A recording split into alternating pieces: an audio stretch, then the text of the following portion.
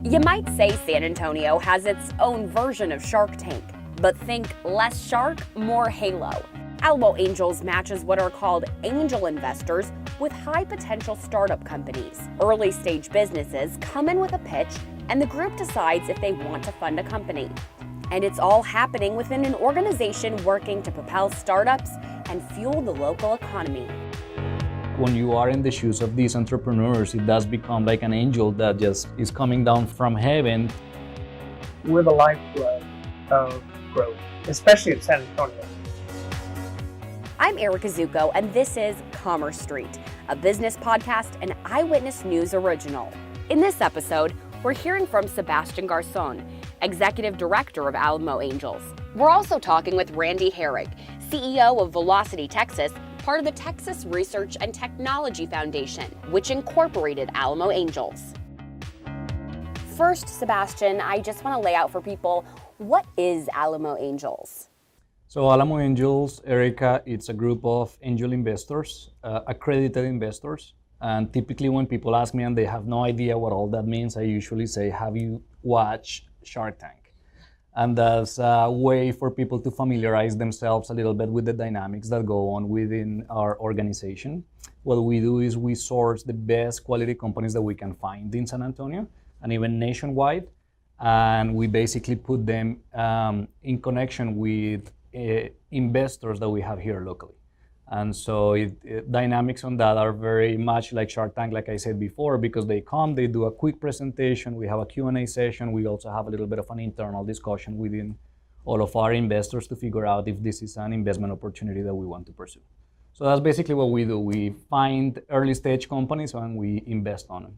And for people who aren't familiar with it, what exactly is angel investing and how does it differ from other forms of investing? In the entrepreneurial world, one of the key elements that any entrepreneur, any startup, early stage company is looking for in order to grow and succeed, they need access to capital.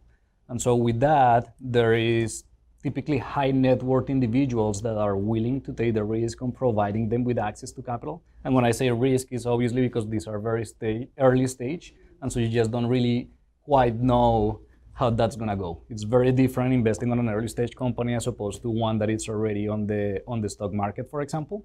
And so there is some risks involved, but with that, there's also a lot of potential for high returns. So all of our investors must be accredited, and that is determined by the Security and Exchange Commission. And there's very specific requirements that people need to meet in order for them to be considered accredited. And some of them, at the end of the day, is basically they need to be high net worth individuals that have the capacity and the resources to invest on these companies. So Randy, let's talk a little bit about the connection between Alamo Angels and the Texas Research and Technology Foundation. Was it something that came out of TRTF? Did you incorporate them? Kind of talk to me about the origin of that relationship. So TRTF, through Velocity, incubates and accelerates companies. And so we had a very close relationship with the Alamo Angels group. But a lot of the angel groups around the country have the same issue in that they get a group of investors to come together and put in some money to hire an individual to recruit companies and show, well, they use most of their budget on the salary of the individual they hire. So they don't really have a lot of money to do due diligence and the things you really want to do. So the board of Alamo Angels came to us and said, would you incorporate this into what you're doing, because you're already doing most of the work with looking at companies, you're very familiar with it, and you have the infrastructure. And so we really worked for about 6 months to put it together to make sure we understood the value proposition. There's 3 different groups of investors or people that are organized in an angel group. And one is the sophisticated investor that Sebastian's talking about. One is the newbie who has a little bit of extra money and says, I just want to learn. And then there's the support people, the lawyers, the accountants, the patent people that are important as these companies grow as a resource. So we had to have a value proposition for each one of those written down. We're very clear and understanding so we could move forward.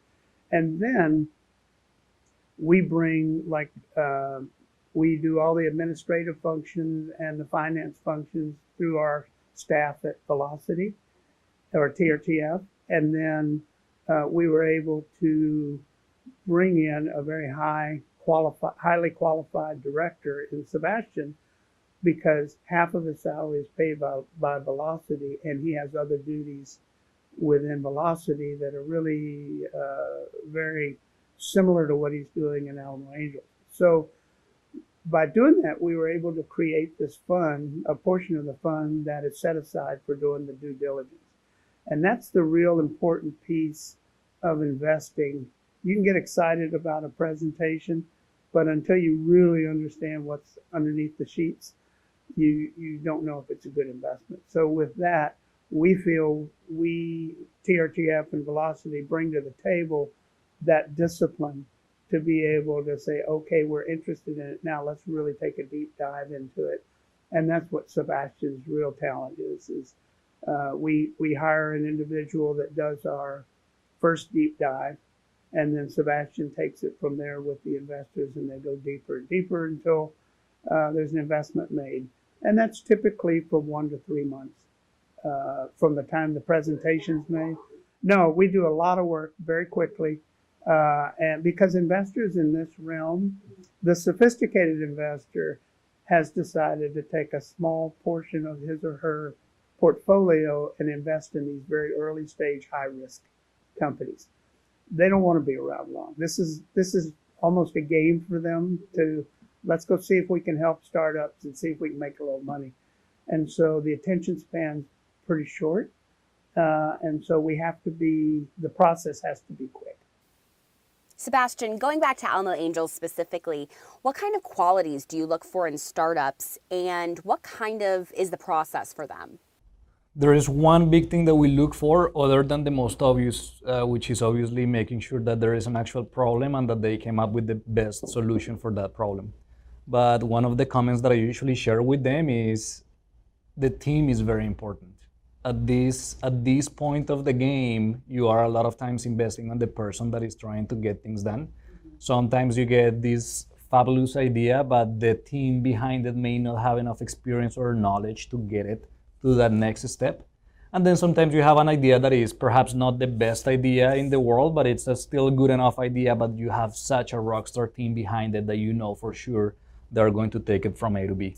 And so we really emphasize a lot on the team aspect of it. And one of the things sometimes we say, or I say when I am talking to these entrepreneurs, is we're investing on the jockey and not the horse. And that comes back to the importance of having a good team in place. What types of companies or businesses or startups are you working with? So Alamo Angels is industry agnostic, meaning we don't have any specific industry that we're interested in investing on.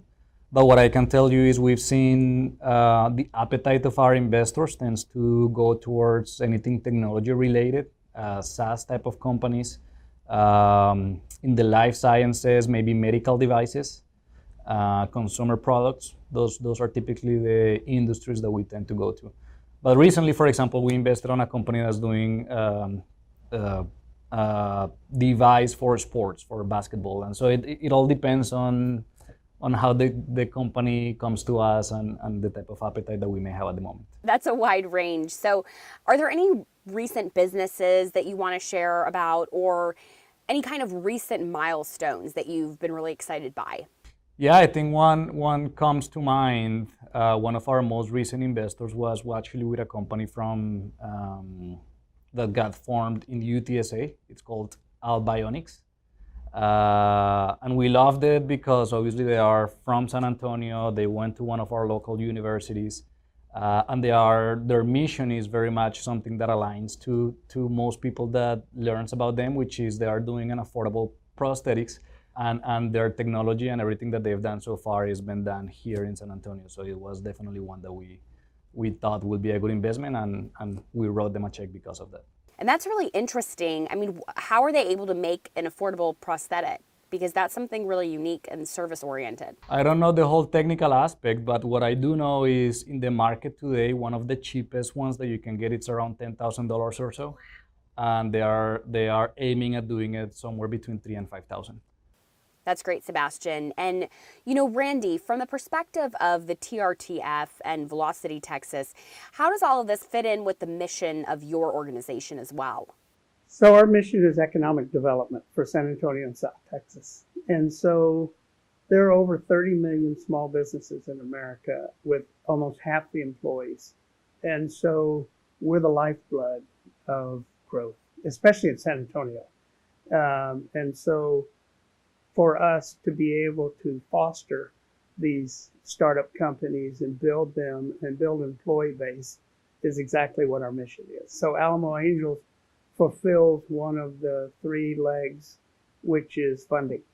You know, you can have the best idea in the world, you can have the best management team in the world, but if you don't have the funding to go with it, you're not going to get off the ground. So it is one of several vehicles we have for funding at different stages. And you mentioned there kind of the three legs of the organization, and TRTF has been around for decades. But for people who aren't familiar with it, if you can just kind of break down the components. So we were formed in 1984 by General Robert McDermott, who was then head of USAA Insurance, to foster economic development around the fledgling life sciences industry in San Antonio. Flash forward, the industry has grown substantially. The value of our property that we were gifted by Tom and Nancy Powell grew, and so we were able to monetize that property. And then we came downtown and said, okay, what are we going to do with it? And so we formed Velocity Texas. That was our first subsidiary. Well, the first subsidiary was Merchants Ice to buy property downtown. Then we formed Velocity to incubate and accelerate the companies that we've been talking about. Then we have gone on to create Alamo Angels, or not create, but incorporate Alamo Angels into the, and then finally we have Community House. And Community House is another funding mechanism, but for us. And so we are a nonprofit foundation. And so as such, we need funding. Right now we're doing it through sales of land, but we formed Community House to look at legacy companies in San Antonio that are at generational transition, that don't have the next generation ready, willing, able. And so we formed it, sell your corporation to Community House. We'll keep management, we'll keep the name on it, we'll take the family lifestyle out of it. We have a better tax structure because we put it in a trust. And the money that flows in excess revenue goes into a fund that helps sustain first TRTF. And then as we buy more companies, we build that fund up to where we have not only sustainability, we have a recurring fund that funds economic growth, allowing us to expand, to buy more properties, build more buildings, create more opportunity for jobs and investment. And we'll definitely talk more about that another day because that's also an interesting story. But I want to shift back to Alamo Angels, and we talked a little bit about why this is interesting to startups. But why would an investor choose to be involved in this format? Like any good investor, you are always looking to diversify. And so that is key when we talk about investments. And so a lot of our investors, is not uncommon for them to have, some chips on the real estate and then some chips on the stock market, and then early stage companies it's an investment that is very fulfilling. The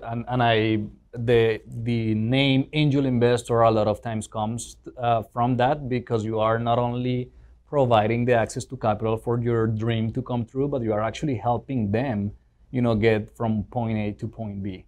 And so it does become, when you are in the shoes of these entrepreneurs, it does become like an angel that just is coming down from heaven to help you accomplish that dream. And so a lot of our investors are not just seeking the investment side of it and obviously to get a return on their investment, but also to help out these companies that are trying to make something better for themselves and for the world that they live in. So diversification is one of the key aspects of it, but giving back to the community is also another one. You probably get to know some of these startup teams really well. What is that moment like when you connect the startup to an investor? What is that moment like? It's very fulfilling on our side as well because, like I said, a lot of times they also want to get involved. They also want to provide guidance. They want to serve almost as a mentor. That is not the case with all, right? Some people just want to write you a check and enjoy the ride and hopefully see a return on that investment. But some others want to be considered for any type of strategic guidance that the company may be seeking. And making those connections, it's always good, just because a lot of times the companies that we're bringing here are companies that are doing something different than everybody else is doing. They tend to be very innovative in nature, and so it's always good for the investors also to keep up with the latest technologies and innovations that are going on. Yesterday, for example, we had our pitch event for this month, for May. Every single month, the third Wednesday of the month, we offer a pitch event, featured 3 companies. They all came in person. We're one of the few angel networks in the nation that is already meeting in person. And that's, the entrepreneurs themselves told us that when we told them, yeah, it's an in-person event, they were super excited. But just getting them to connect, and a lot of times they end up partnering and collaborating, even if they don't write them a check. So I think that's also part of the dynamics that we're trying to foster. And you mentioned that you have 3 companies a month pitching. So you're working with a pretty high volume of startups. Yeah, on average, today we're getting 18 applications per month. And out of those 18, we're only looking at the best 3. And so we've put a lot of processes in place to really come up with the best companies that we possibly can. And so we restructure our application process. We've put together a screening and a selection committee. All in all, at the end of the day, once you see those 3 companies, they've already went through a process. About 10 different people will review those applications and their pitch decks. And then they actually go through pitch coaching sessions. So by the time they come to one of these events, they've already gone through that application process, they've gone through the pitch coaching session, and now they're ready to present. What else is important for people to understand when we're talking about Alamo Angels? When we talk about entrepreneurship, we need to think of it as a whole ecosystem. And as an ecosystem, there's a lot of different moving pieces. And in order for that ecosystem to fully function, you need to have very key elements as part of it. One of the key elements on that entrepreneurial ecosystem is always funding. And so having that, I think it helps the whole ecosystem to grow and succeed the way it's supposed to. So Alamo Angels plays a vital role in the San Antonio startup community and the early stage companies, because we are fulfilling that what we used to be a gap for the longest time, but we are now trying to get better and more sophisticated and providing bigger and better amounts of funding for these companies to grow and succeed. I get excited about it because it expands our ability to support the startups in the city, but it also gives us more visibility to the sophisticated investor. So one of the things we were doing before Alamo Angels was we would take our companies that we were incubating here, and we would put what we call our EVP, which is our entrepreneur program, where we would rent the ballroom at the Whitty, and we'd bring in 250 investors, and they would give their live pitch to those investors.